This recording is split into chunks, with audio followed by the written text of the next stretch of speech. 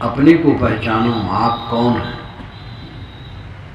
क्यों दुखी हैं, दुख का निदान क्या है, मैं कौन हूं। ये मनुष्य का मुख्य विषय है पढ़ने का। सब कुछ जाना, मैं को न जाना तो क्या जाना। बहुत कुछ पाया और मैं को न पाया तो क्या पाया। मैं से अलग नहीं होता है। आत्मा आत्मा से कहीं अलग होता है। उसको पाना क्या, लेकिन उसी को पाना, अनुभव करना ही पाना है। आपके गले में कंठा था, आपने नशा खा लिया और आपने कहा कंठा खो गया। कंठा खो गया तो दुखी हो गए, नशा दूर हो गया, कंठा मिल गया। न खोया न मिला, विस्मृत हुई और अस्मृत में आ गई। नशा से विस्मरण हो गया था और नशा दूर हुआ तो स्मरण में आ गया। स्मरण में आना ही पाना है। आत्मा को समझना और आत्मा को पाना। आत्मा को समझने के लिए आत्मज्ञानी संतों भक्तों की संगत करनी चाहिए। गृहस्थ में ऐसे भक्त होते हैं जो आत्मज्ञानी होते हैं, संतों में ऐसे होते हैं जो आत्मज्ञानी होते हैं। उनकी संगत करनी चाहिए। ज़्यादातर लोग पूजा पाठ करने वाले होते हैं। आत्मज्ञानी पुरुषों से अपने आप का बोध होगा, मैं कौन हूं।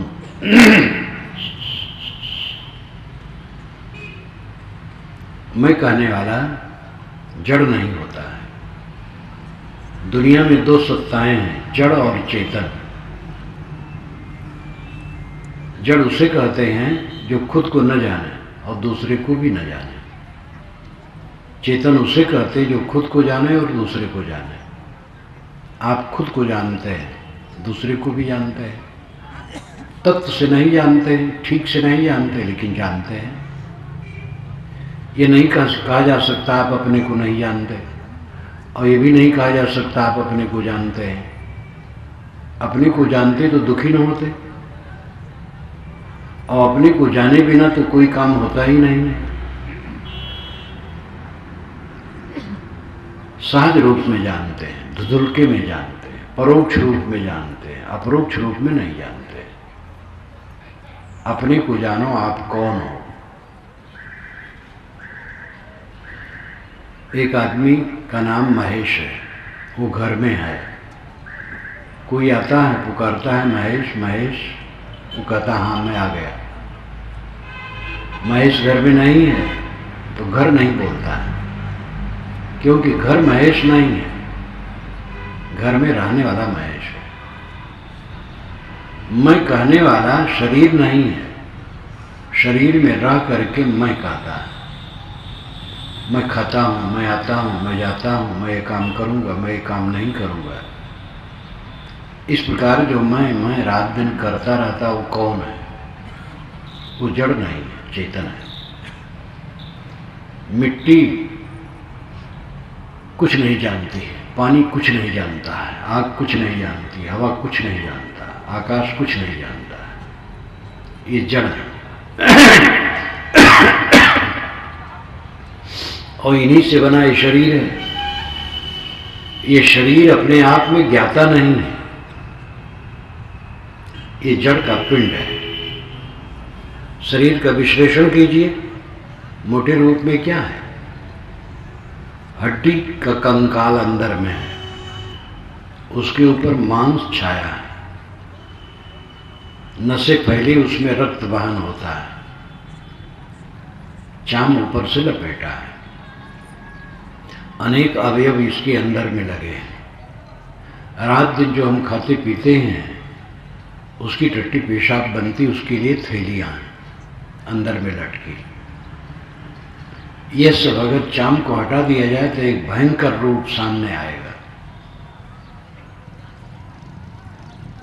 इस तत्व को कौन देखता है?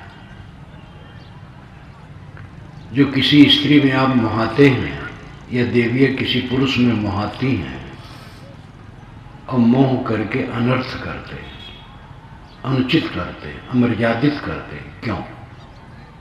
तत्व को नहीं समझते। जिसमें मोहाते वो है क्या? तो हड्डी का कंकाल है, मांस, रक्त, टट्टी, पेशाब भरी है और अनेक उद्वेग उसमें विकार है।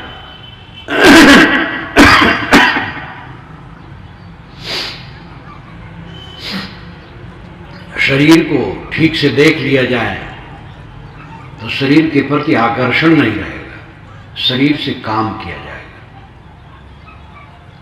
आदमी जीवन भर इस गंदे शरीर के आकर्षण में रह करके अनेक अनर्थ करता है,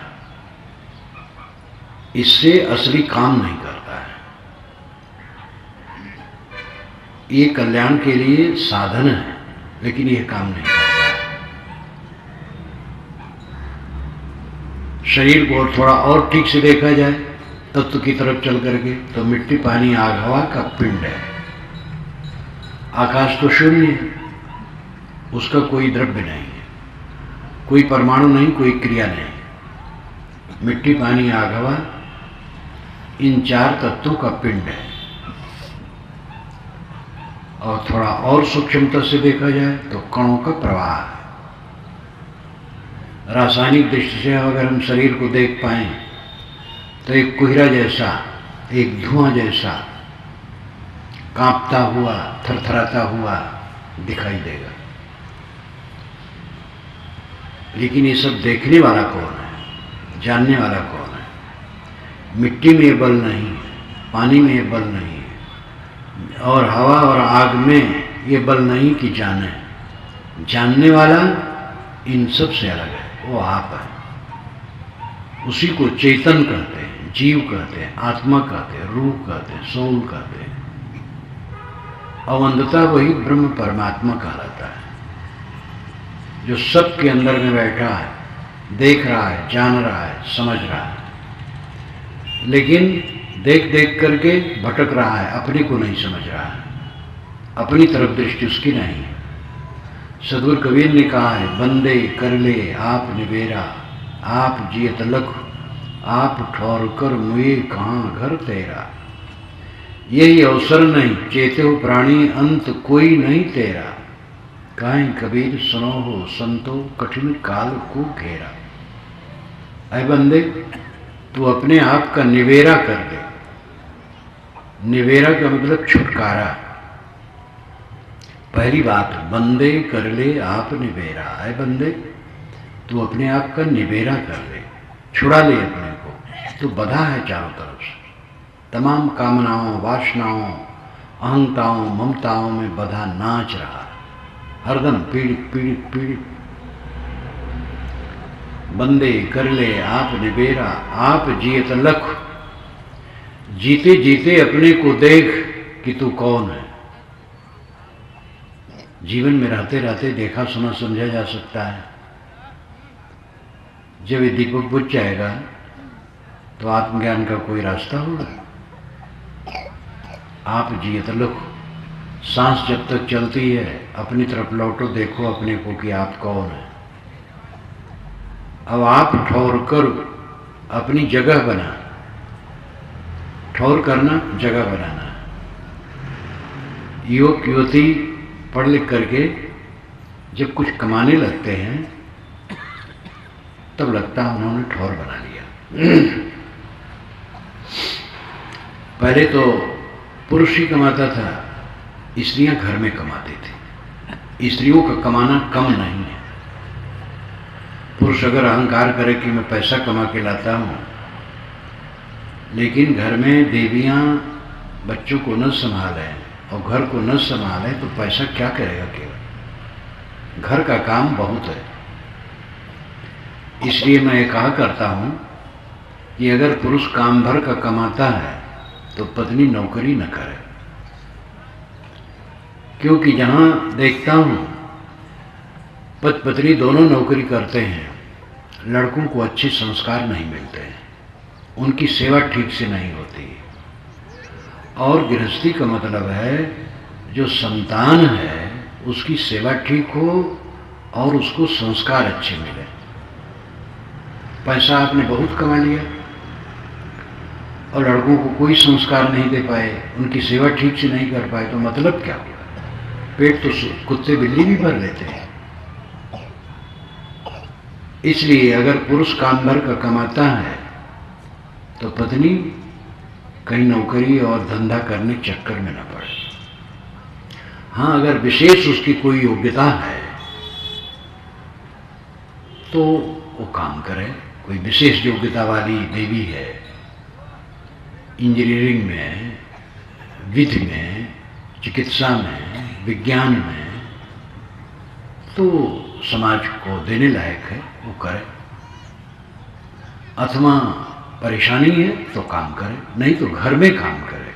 घर का काम कम नहीं है। मैं ऐसा अनेक पति पत्नी को जानता हूं जो दोनों नौकरी करते हैं, दोनों कलह में आपस में, दोनों टूटे टूटे शाम को घर में आते हैं क्योंकि दफ्तर में काम, और दोनों से तनाव।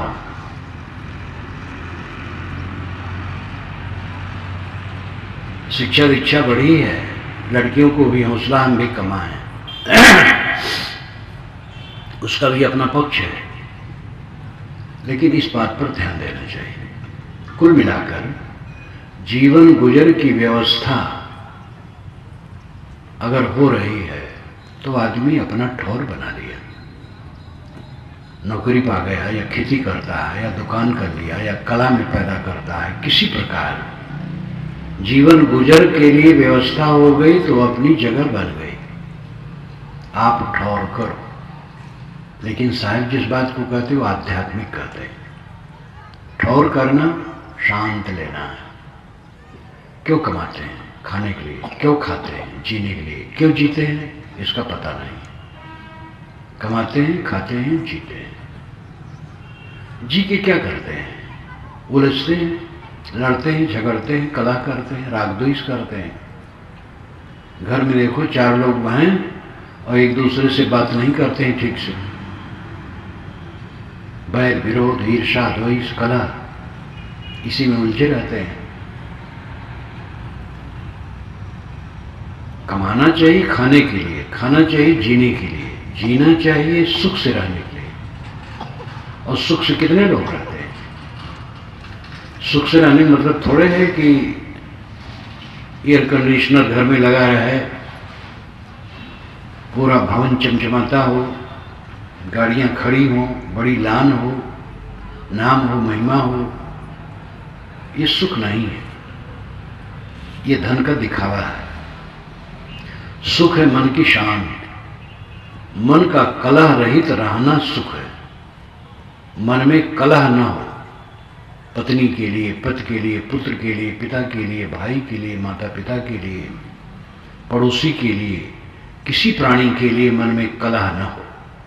प्रेम हो, करुणा हो, स्नेह हो, सद्भाव हो, तब जीवन है। सुख से रहने के लिए जीवन है। सब कुछ करते हैं, सुख से नहीं रहते हैं, दिखावा करते चले जाते हैं, सुख से नहीं रहते हैं। आप जियत लखो, आप ठौर करो। ठौर करना है शांति से रहना, स्थिर होकर रहना, तृप्त होकर रहना। एक प्राप्त होता है, एक प्राप्ति होती है। प्राप्त मौजूद है, प्राप्त मौजूद नहीं। जो हमें प्राप्त है उसमें संतोष, ये सुख है। और प्राप्ति का तो कुछ ठिकाना नहीं है। क्या प्राप्त करना चाहिए? कोई ठिकाना नहीं।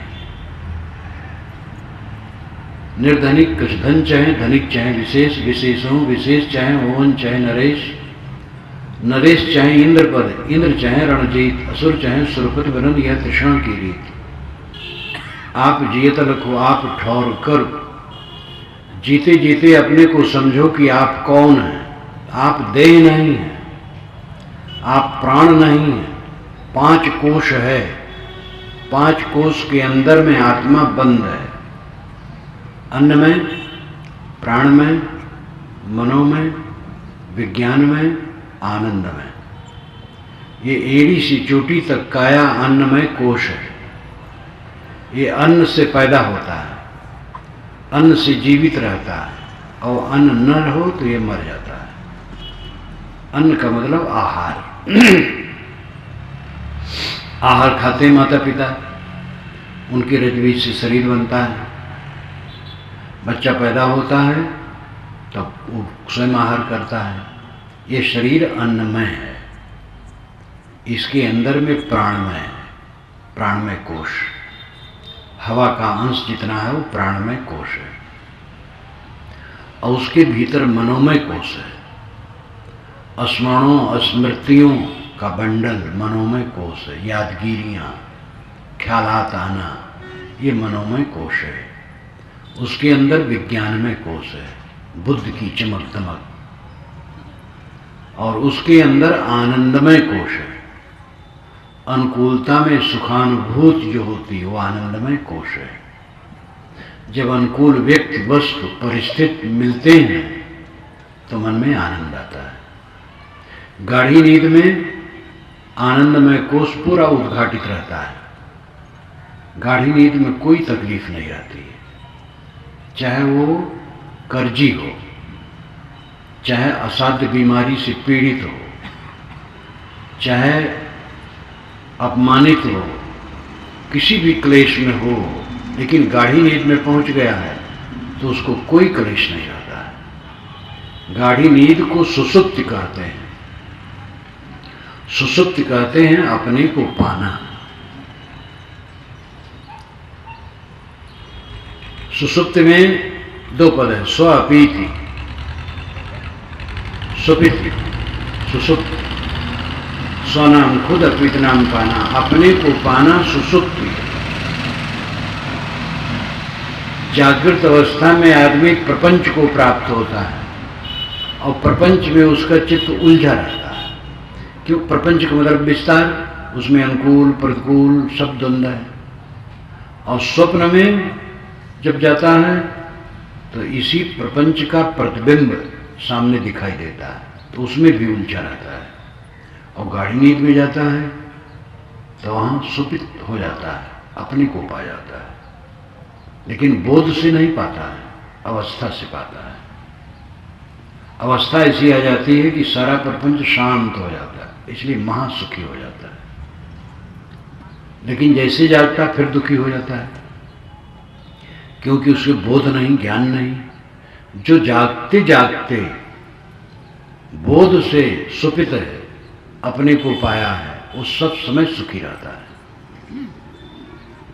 जागृत अवस्था में है और अपने को प्राप्त है, आत्मा को प्राप्त है, आत्म तृप्त है, तो सब समय सुखी है। दुनिया ऐसे रहती है, उसके सामने भी दुनिया में राग है, द्वेष है, कलह, प्रेम है, वैर है, घृणा है, ईर्ष्या है, लोभ क्रोध काम है, धूर गलदा गर्दा गुब्बार, हल्ला गुल्ला, कीचड़ पानी, जन्मना मरना, ये संसार वैसे रहता है। लेकिन ज्ञानी इसी में रहते हुए सब समय सुखी रहता है। वह देखता है कि सारी चीजें प्रकृति से निकलती हैं और प्रकृति में लौटती हैं। ध्यान दीजिए, आप तालाब के पास जाते हैं, आपके पास समुद्र नहीं है। महासमुद्र तो नाम इसका है, लेकिन यहाँ समुद्र नहीं। मैं एक संस्मरण बताऊं, मेरी उम्र उस समय 19 वर्ष की होगी। गुरुजी से जुड़ गया था और आया गुरुजी के आश्रम पर। तो मैं पूछा, गुरुजी कहाँ हैं? तो एक बूढ़े संत थे, कहे छत्तीसगढ़ गए हैं, इस समय वो महासमुद्र में है। तो मैं सोचा कि कोई बहुत बड़ा सागर होगा, उस पास में नगर होगा, वहां होंगे। बहुत पुरानी घटना। ये कोई सन 51 की बात होगी, 1951 की बात, 60 वर्ष पुरानी। महासमुंद सुना तो मेरे मन में एक बड़ा नक्शा आया कि बहुत बड़ा समुद्र होगा और उसके पास में नगर बसा होगा, वहां होगा। लेकिन जब साधु मार्ग में आया और सन 54 में गुरुजी के साथ छत्तीसगढ़ आया, तब पता चला कि महासमुंद एक बाजार है, अब तो बड़ा हो गया है। तो समुद्र तो इसमें कम लोग देखे होंगे, तालाब तो देखे हैं। तालाब में तरंगे उठती हैं हवा के कारण, मछलियां उसमें कूदती उसके कारण, कोई आदमी पत्थर फेंक दे उसके कारण तरंग उठती है और उसी में लीन हो जाती है। ऐसे पूरा संसार महासमुद्र, और इसमें से चीजें बन करके निकलती हैं और इसी में लौटती हैं। यही इसका निरंतर कर्म है। प्राणियों के शरीर बन करके इसमें से निकलते और फिर विलीन हो जाते हैं, पदार्थ बन करके इसी में विलीन हो जाते हैं। इस तत्व को जो समझता वो हर शोक नहीं करता है। मृत्यु पक्की है, अवनिश्चित है। पक्के भवन, पुल, मशीनें, इंजीनियर बता सकता है कि इतने दिनों तक ये चलेंगे, लेकिन स्वस्थ सुंदर युवक शरीर को कोई डॉक्टर नहीं कह सकता है कब तक चलेगा, अचानक खो जाता है। अभी कल हमें एक भक्त ने बताया, उनके यहाँ मैं कई बार गया हूँ, जिनका संदेश उन्होंने दिया। बहुत संपन्न आदमी, पुराने कोटिया, पुराना बड़ा मकान, 2 आंगन बड़े बड़े, और नया गेस्ट हाउस जो उन्होंने बनाया है 2 तल्ले का सुंदर, उसमें रह करके मैंने कार्यक्रम किया है 2 वर्ष पूर्व। 55 वर्ष के थे, अभी थोड़ा दिन हुआ है, हार्ट अटैक हुआ, रायपुर ले गए, शरीर नहीं रहा। अब ना उनका गेस्ट हाउस है, ना उनका बड़ा भवन है, ना उनकी लंबी खेती है। थोड़ी राजनीति में भी थे, वो भी कुछ नहीं। मैं जब यहाँ आया तो आप लोगों के चेहरे पर मैंने दृष्टि लगाई तो पुराने चेहरे कुछ दिखाई दे रहे हैं और सब नए चेहरे, सब बदलने वाला है। प्रकृति में से सारी वस्तुएं निकलती हैं और प्रकृति में लौटती हैं। जो विवेकवान यह देखता है वो शोक नहीं करता है। अपना प्रिय व्यक्ति शरीर छोड़ दिया तो अगर हम रोएं तो वो लौट नहीं सकता है। जितना रोएंगे उतना हम दुखी होंगे, अपने चित्त को खराब करेंगे, और जो जीवित हैं उनकी सेवा हम ठीक से नहीं कर पाएंगे और अपना सुख से जी नहीं पाएंगे। भावुकता केवल बेवकूफी। मर जाने वाला कभी लौट सकता है? विवेकवान जन्म और मृत्यु को पानी की तरंग की तरह देखता है। वो सबसे प्रेम करता है, मोह नहीं करता। और प्रिय से प्रिय के बिछुड़ने पर भी वो पीड़ित नहीं होता है। पीड़ित होने से कोई फायदा होता है? एक महिला मेरे पास आई, समझदार भक्तिन, उसका पति मर गया था। मैंने कुशल पूछा तो भावुक होने लगी वो अपने पति के वियोग को लेकर। तो मैंने कहा देखो, रोना नहीं, अगर रोने से वो लौट आए तो मैं भी रोना शुरू करूंगा, और लौटने वाले नहीं तो रो करके क्या करोगी? तो चुप हो गई। बहुत समझदार है। हम तथ्य को न समझ करके पीड़ित हैं। निर्माण का अर्थ क्या होता है? विनाश।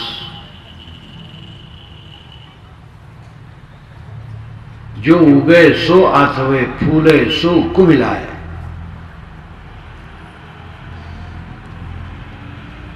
जो उगे सो आथवे, फूले सो कुमिलाए। जो चूने सो ढही परे, जन्मे सो मर जाए। इस साहिब की साखी है। जो उगता है वो डूबता है। सूरज उगा था, अब डूबने की तरफ जा रहा है। फूल खिलते हैं, वो कुमिलाते हैं। मकान चुना जाता, उठा जाता है। आगरे का किला कितना व्यवस्थित है। लाल किला से मुझे अधिक व्यवस्थित हो दिखता है, लेकिन ये केवल पर्यटन स्थल है। अकबर बादशाह का दरबार कितना बढ़िया बना है आगरे के किला में, लेकिन केवल मक्खी मच्छर घूमते हैं और आज पर्यटक जाते हैं बस। लाल किला खड़ा है,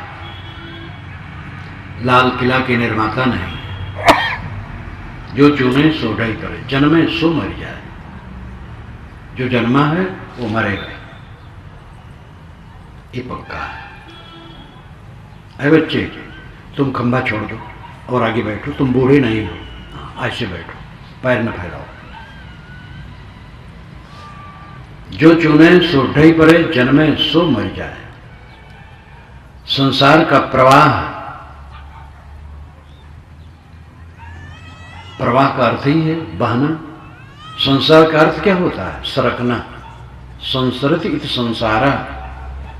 जो संसरण करे, बहे, वो संसार है। जगत जायमान और गत, पैदा होना और मिटना, इसमें शोक करने की जरूरत होती है?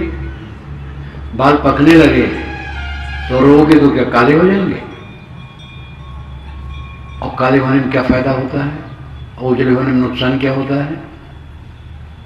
जवानों के बाल जब उजले होते हैं तो उनको बहुत खटकता है। मैं कहता हूं जवानों के बाल अगर उजले होते हैं तो उनका दोहरा फायदा है। जवान तो है ही है और बुजुर्गानी का भी लाभ है, तो क्यों उसको काला बनाने की चेष्टा करते हैं? ये तो थोड़े देर में सब रंग में भंग होना है। जवानी कितने दिन की है? कुल 10 वर्ष की है, 18 से 28 तक। 18 से जवानी खिलती है और 28 तक जवानी पक जाती है, और 30 बहे तब खीस बहे। 40-50 पे नाम न लीजे, 60 पे ब्याह की चाह चले, तो निकाल के जूता कपार पे दीजे। ये कहावत है। 30 बहे तब खीस बहे। जवानी कितने दिन की है? सारा रंग रौनक कितने दिन का है? इसमें जो बूढ़े बैठे हैं सब दूल्हा बने थे। जब दूल्हा बने थे तब इनको कितना शान था। आज किसी बूढ़े से पूछो कि बाबा जब आप दूल्हा बने थे आज कैसे लगता है, तो नाखुश हो जाएगा। वो समझेगा हमें चिढ़ा रहे हैं। एक दिन के लिए दूल्हा बने, बस एक दिन, केवल एक दिन। सारा संयोग वियोग में जाना है। परिवर्तनशीलता को जो निरंतर देखता है वो दुखी नहीं होता।